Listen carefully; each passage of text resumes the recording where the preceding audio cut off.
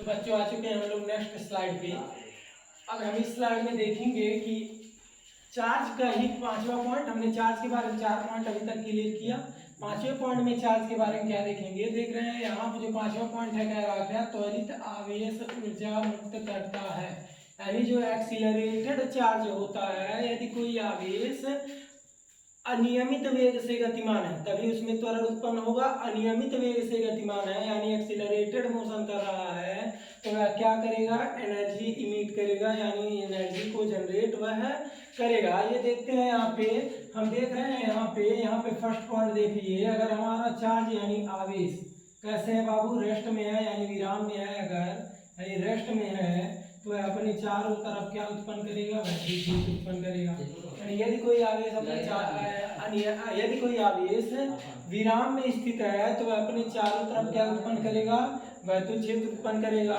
जबकि अगर कोई आवेश एक समान गति कर रहा है यानी गतिमान है, आवेश कैसा है, गतिमान है, तो वह अपने चारों तरफ वैद्युत क्षेत्र के साथ साथ चुंबकीय क्षेत्र भी उत्पन्न करेगा। यानी अगर चार्ज हमारा विराम में है तो अपने चारों तरफ वैद्युत क्षेत्र उत्पन्न करेगा। अगर चार्ज हमारा एक समान गति कर रहा है तो अपने चारों तरफ वैद्युत क्षेत्र के साथ साथ चुंबकीय क्षेत्र भी उत्पन्न करेगा। अब आता है थर्ड पॉइंट जो हमने कहा है त्वरित आवेश ऊर्जा मुक्त करता है। यदि आवेश हमारा त्वरित गति करता है, कैसा गति करता है वो त्वरित गति यानी एक्सीलरेटेड मोशन अगर हमारा चार्ज करता है तो यहाँ पे एक्सीलरेटेड मोशन मतलब असमान गति, कहीं पे उसकी गति अलग है, कहीं पे गति अलग है, कहीं पे गति अलग है, तो उस गति को कह देंगे त्वरित गति। तब इस कंडीशन में चार्ज अपने चारों तरफ, इंपॉर्टेंट पॉइंट है, ऑप्शनल क्वेश्चन में पूछ सकता है, ध्यान से समझिएगा, अपने चारों तरफ वैद्युत क्षेत्र प्लस चुंबकीय क्षेत्र और साथ में अपने चारों तरफ क्या मुक्त करेगा, ऊर्जा मुक्त करेगा। अपने चारों तरफ क्या मुक्त करेगा बच्चों, ऊर्जा मुक्त करेगा। किस रूप में ऊर्जा मुक्त करेगा, तो विद्युत चुंबकीय तरंग के रूप में, इसके रूप में इलेक्ट्रोमैग्नेटिक वेव के रूप में। इलेक्ट्रोमैग्नेटिक वेव क्या होता है हम लोग यूनिट 5 में पढ़ेंगे यानी यूनिट 5 में अच्छे से इसके बारे में जानेंगे। यानी अगर हमारा चार्ज त्वरित गति कर रहा है तो अपने चारों तरफ वैद्युत क्षेत्र प्लस चुंबकीय क्षेत्र प्लस अपने चारों तरफ ऊर्जा। आइए देखते हैं आगे हम लोग। यानी हमने देख लिया पांचवा पॉइंट क्या, यदि कोई चार्ज हमारा यानी कोई चार्ज है अगर रेस्ट में है तो अपने चारों तरफ वैद्युत क्षेत्र उत्पन्न करेगा। अगर चार्ज गतिमान है तो अपने चारों तरफ वैद्युत क्षेत्र के साथ साथ चुंबकीय क्षेत्र मुक्त करेगा, लेकिन वह समान गति होना चाहिए। कैसा गति होना चाहिए, समान यानी एक समान गति। और थर्ड पॉइंट हमने क्या देखा, अगर हमारा चार्ज एक्सीलरेटेड मोशन कर रहा है यानी त्वरित गति कर रहा है तो अपने चारों तरफ वैद्युत क्षेत्र प्लस चुंबकीय क्षेत्र और साथ में कुछ ऊर्जा मुक्त करेगा। किस रूप में, विद्युत चुंबकीय तरंग के रूप में। क्या होता है हम लोग यूनिट 5 में जानेंगे अच्छी तरीके से। तो मतलब हमने जान लिया अगर चार्ज मोशन में है या फिर रेस्ट में है या एक्सीलरेटेड मोशन में है तो यह 3 पॉइंट क्लियर होंगे। अब हम चलते हैं चार्ज के 6वें पॉइंट पे, चार्ज के 6वें पॉइंट पे। लेकिन बच्चों इसको याद रखेंगे, यहाँ पे कई बार ऑप्शनल क्वेश्चन बन चुका है। यदि कोई चार्ज गतिमान है तो अपने चारों तरफ उत्पन्न करता है। यदि कोई चार्ज गतिमान है तो अपने चारों तरफ उत्पन्न करता है। अगर विराम में है तो केवल वैद्युत क्षेत्र उत्पन्न करेगा, लेकिन अगर गतिमान कहेगा तो वैद्युत क्षेत्र के साथ साथ क्या उत्पन्न करेगा बच्चों, चुंबकीय क्षेत्र। अगर त्वरित वर्ड जोड़ रहा है प्रश्न में तो ही हम कहेंगे वह साथ में ऊर्जा मुक्त करेगा।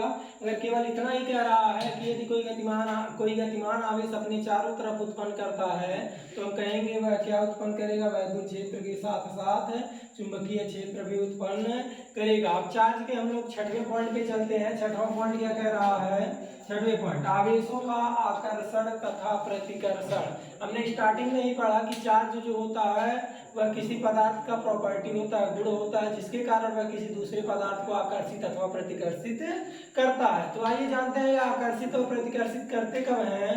तो यहाँ आप लोग देख रहे होंगे जब हमारा चार्ज समान हो, कैसा हो, समान, यानी आवेश अगर समान है या तो प्लस प्लस हो या तो माइनस माइनस हो, तो उस कंडीशन में यह दोनों एक दूसरे को क्या करेंगे, प्रतिकर्षित करते हैं। यानी सेम चार्ज अगर है तो वह सभी एक दूसरे को क्या करेंगे, प्रतिकर्षित करेंगे।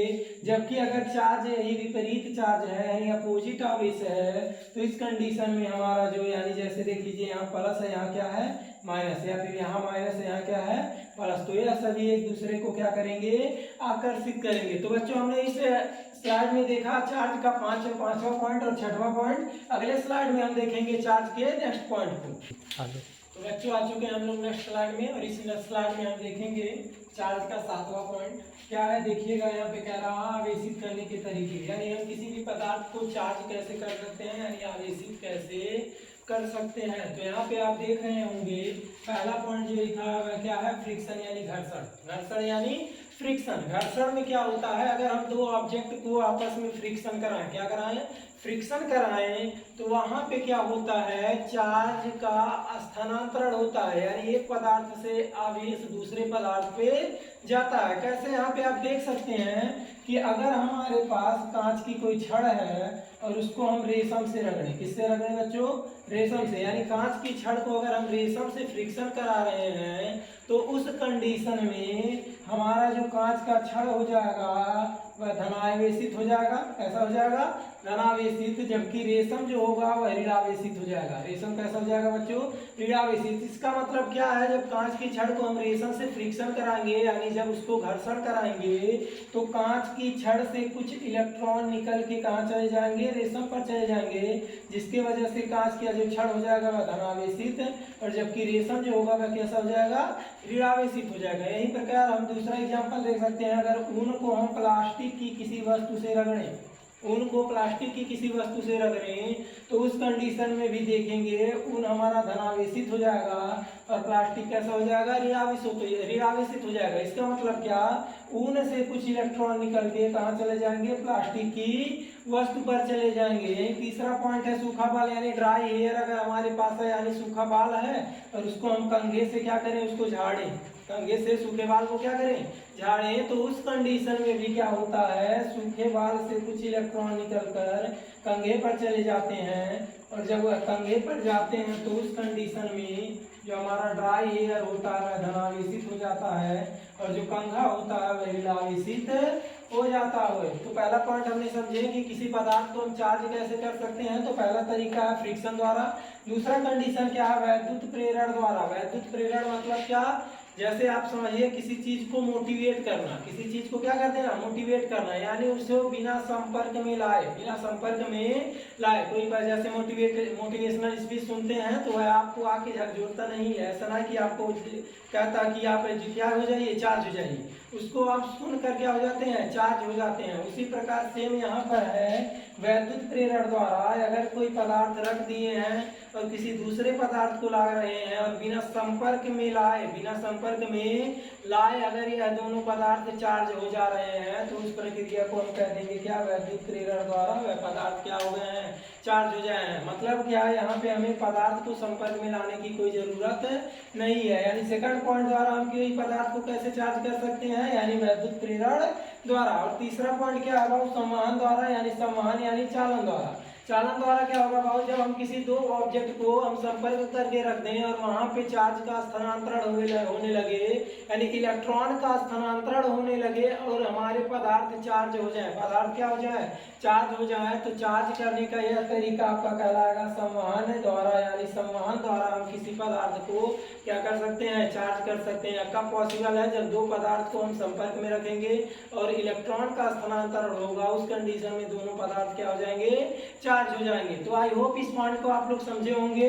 इस पॉइंट में हमने चार्ज का 7वां पॉइंट देखा, क्या फ्रिक्शन द्वारा हम किसी पदार्थ को चार्ज कर सकते हैं, वैद्युत प्रेरण द्वारा किसी पदार्थ को हम चार्ज कर सकते हैं, और संवहन द्वारा किसी पदार्थ को हम क्या कर सकते हैं, चार्ज कर सकते हैं, यानी आवेशित कर सकते हैं। तो बच्चों चार्ज का पूरा पॉइंट हमने आपको क्लियर करा दिया, और यहाँ से आपका जो पेपर में कई बार एग्जाम में क्वेश्चन बने हैं वह क्वांटाइजेशन ऑफ चार्ज यानी आवेश का क्वांटीकरण से कई बार प्रश्न पूछे गए हैं। तो हम लोग नेक्स्ट वीडियो में आवेश के क्वांटीकरण से संबंधित कुछ न्यूमेरिकल देखेंगे जो प्रश्न में पेपर में पूछे गए हैं। उसके बाद फिर हम लोग पहुंचेंगे कूलॉम्स लॉ पे। तो बच्चों आज के वीडियो में बस इतना ही। आज हम लोग चार्ज के बारे में फुल अध्ययन कर लिए और इसका आप नोट्स बहुत अच्छे से तैयार करेंगे और नोट्स को बहुत अच्छे से रिवाइज करेंगे ताकि आपको अंदर से फुल कॉन्फिडेंस मिले कि हमने चार्ज को बहुत ही अच्छी तरीके से पढ़ लिया है। आई होप बच्चों आपको समझ में आया होगा, और जो भी बच्चे इस चैनल पे न्यू है या फिर पहले से ही जुड़े हैं तो चैनल को